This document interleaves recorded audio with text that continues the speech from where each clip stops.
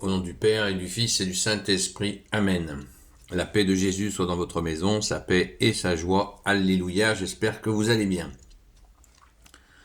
Nous lisons le Saint-Évangile selon Saint Matthieu, nous poursuivons l'Évangile selon Saint Matthieu.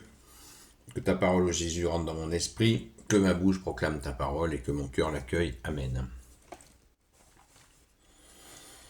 La foi de Pierre et la promesse de Jésus.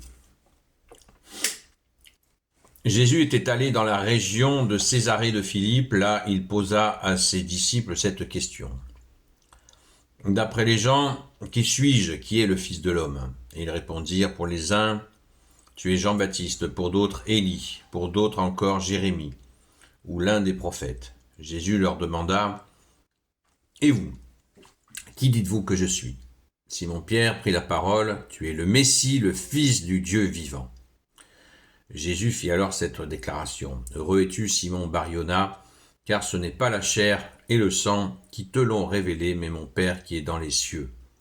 Et moi je te dis, tu es Pierre, et sur cette pierre je bâtirai mon église, et les forces de mort ne l'emporteront pas sur elle. Je te donnerai les clés du royaume des cieux, et ce que tu liras ici sur cette terre sera lié dans le ciel, et ce que tu délira sur la terre sera délié dans les cieux. Alors Jésus donna l'ordre à ses disciples de ne dire à personne qu'il était lui le Messie.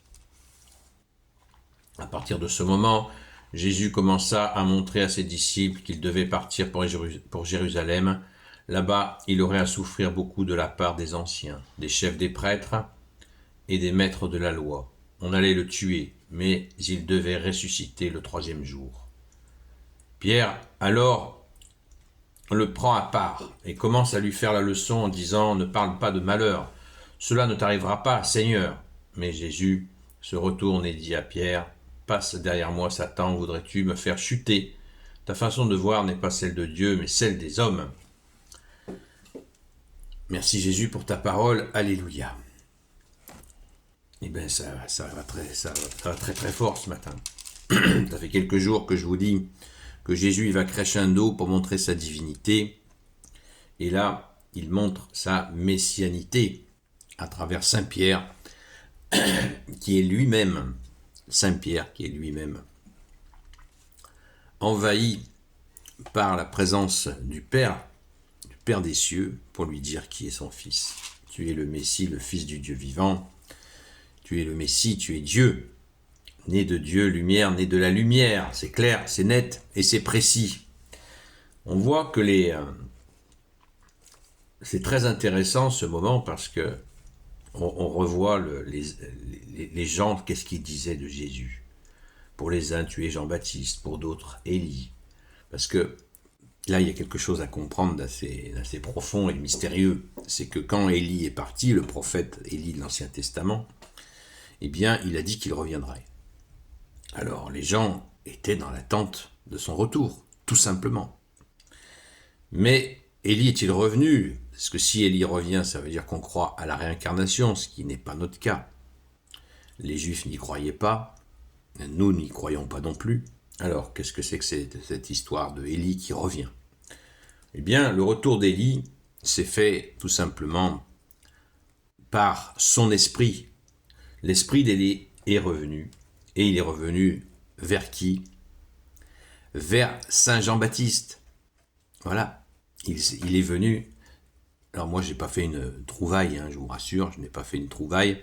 C'est Jésus lui-même qui le dit dans l'Évangile. Jésus dit que c'est l'esprit d'Élie qui est venu auprès de Saint Jean-Baptiste. Voilà, en esprit, tout est possible. Jésus nous le dit, l'esprit est tout. Donc, alors pour d'autres, Jérémie. Et là, il faudrait connaître Jérémie pour voir ce qu'a dit Jérémie sur le sujet. Là, je n'ai pas l'information, vous voyez, je ne sais pas tout. Ou l'un des prophètes. Il y a cette obsession du retour des prophètes. Ça, c'est très, très, très typique des Hébreux, et ce qui est logique, puisqu'il y a eu plus de 30, à peu près 30 prophètes. Donc, il se dit, ben voilà,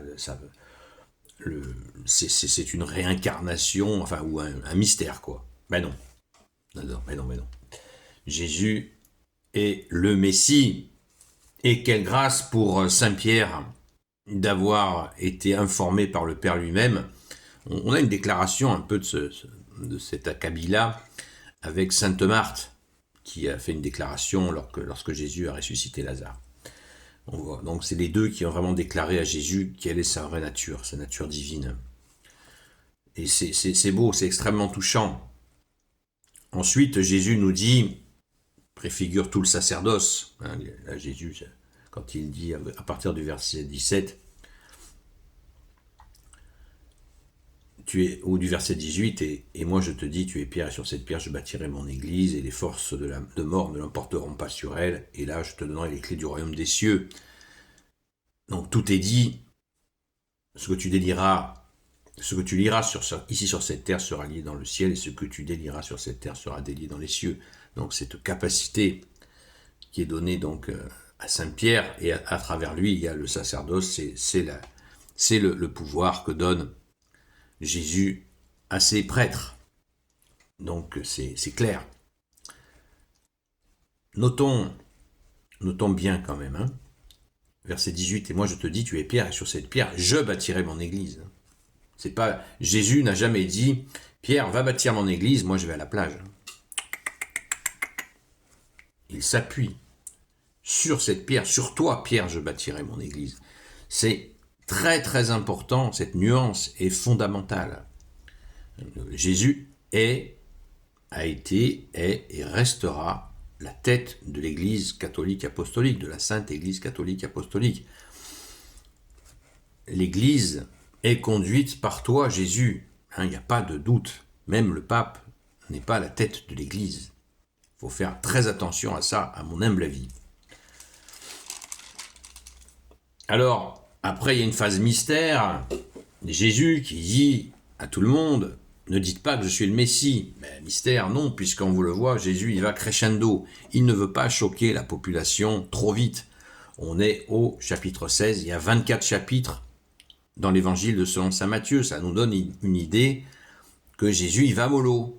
Il ne veut pas déclencher d'émeutes. Il ne veut pas être fait roi de ces hommes. Il est notre roi, bien sûr, son royaume n'est pas de ce monde, comme tu nous l'as dit, Jésus. Mais Jésus ménage les étapes.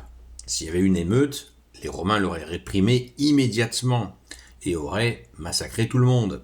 Donc Jésus, il va doucement. Et là, c'est l'annonce que les apôtres ne veulent pas entendre de la souffrance. Alors souvent, de sa souffrance à Jérusalem, de sa mort et de sa résurrection. Et là, des fois on nous dit, mais qui a tué Jésus? On pose la question, c'est une question légitime. Eh bien, vous voyez, Jésus le dit lui-même. Hein. Là-bas, il aura à souffrir beaucoup de la part des anciens, des chefs des prêtres et des maîtres de la loi. On allait le tuer, mais il devait ressusciter le 3e jour. Vous voyez, on sait qui c'est. On a les noms des assassins. Et oui, c'est ainsi.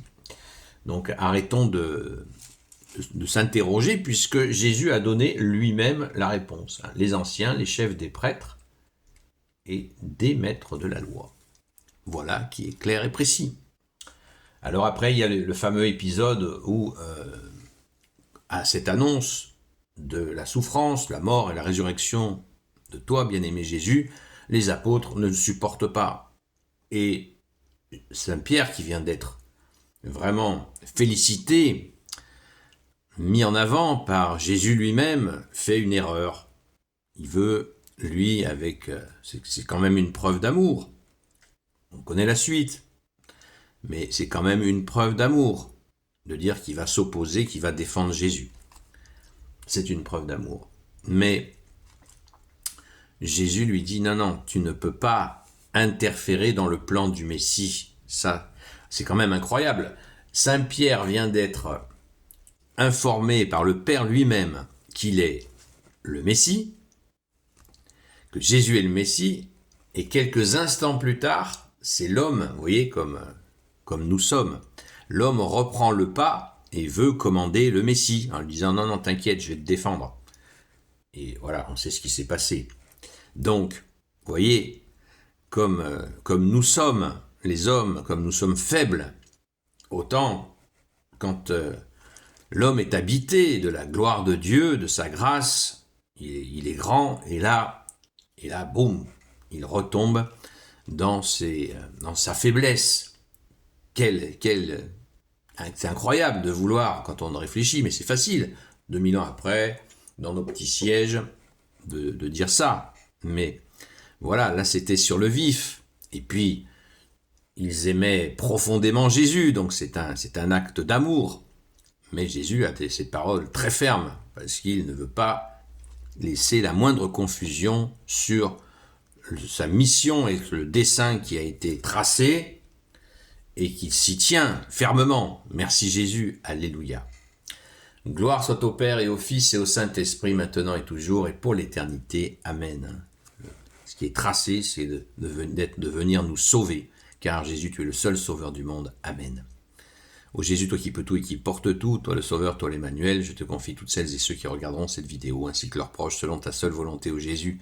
Sainte Marie, Reine des cieux, toi l'Immaculée Conception, toi qui écrases le serpent, toi qui es la lune sous tes pas, toi notre Mère, Notre-Dame, Saint Joseph, toi le juste et le saint, toi le sage, toi la terreur des démons, toi le saint gardien de la Sainte Église catholique et apostolique, Sainte Marie-Madeleine, notre chère Sainte Patronne, et vous tous les saints et saintes, amis de toi Jésus, Saint Michel Archange, Saint Gabriel Archange, Saint Raphaël Archange, et vous tous les anges qui te servent, ô Jésus, je vous confie toutes celles et ceux qui regarderont cette vidéo, ainsi que leurs proches, selon ta seule volonté, ô Jésus. La paix de Jésus soit dans votre maison. À ce soir 20h sur la chaîne Seul Jésus Sauve. À très vite. Soyez bénis.